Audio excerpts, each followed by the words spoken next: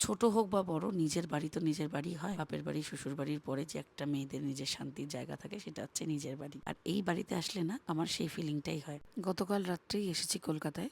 আর আসার পরে সকালবেলা আমাকে ব্রেকফাস্ট করে দিয়ে অফিস চলে যাওয়ার পর এই হচ্ছে ঘরের অবস্থা। মানে ভেবেছি আজকে ঘরটাকে একটু ভালো করে গোছাবো। যেহেতু আমি এখানে সবসময় থাকি না, তাই এই ঘরটার অবস্থা খুবই খারাপ। মানে এতদিনের কাপড় বাসি পড়ে রয়েছে। আর ও সপ্তাহে একদিনই টাইম পায়। কালকে রাত্রে আমি যে জামা কাপড়গুলো সব লাগেজগুলো এনেছি সেগুলো আনপ্যাক করার পরে এই হচ্ছে পুরো ঘরের অবস্থা। দেখতেই পাচ্ছ আমারও নানান রকম ফিজিক্যাল প্রবলেম স্টার্ট হয়েছে। ওয়েট অনেকটাই বেড়ে গেছে, তো অনেক কাজ করতে আমার বেশ অসুবিধা হয়, কিন্তু কিছু করার নেই। আজকে ভেবেছি যে ঘরটাকে সুন্দর করে গোছাবো। ছোট হোক বা বড়, নিজের বাড়ি তো নিজের বাড়ি হয়। বাপের বাড়ি শ্বশুর বাড়ির পরে যে একটা মেয়েদের নিজের শান্তির জায়গা থাকে সেটা হচ্ছে নিজের বাড়ি। আর এই বাড়িতে আসলে না আমার সেই ফিলিংটাই হয়। আমার সকালবেলা বেরিয়ে গেছে, সারাদিন আমি একা।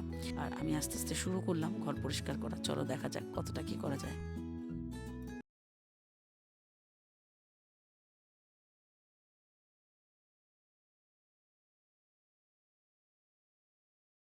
তখন বিকেল 4টে, আর ফাইনালি আমি একা হাতে যতটুকু পেরেছি এই অবধি এসে পৌঁছতে পেরেছি।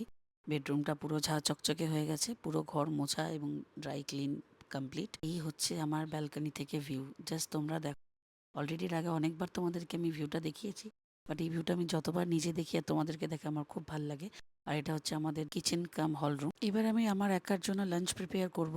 যেহেতু আমি তোমাদেরকে অলরেডি বললাম যে আমার প্রচুর ওয়েট গেইন হয়েছে, তো তাই জন্য আমাকে লো কার্ব ডায়েটে ডাক্তারবাবু থাকতে বলেছে। আর প্রচুর ওয়েট লস করতে হবে, তার জন্য প্রোটিনটা বেশি করে ইনটেক করতে হবে। তো আমি টোটাল থেকে একটা চিকেনের প্রি কাট প্যাকেট অর্ডার করেছিলাম, সেখান থেকে 2 পিস চিকেন টিক্কা রেসিপি তৈরি করছি।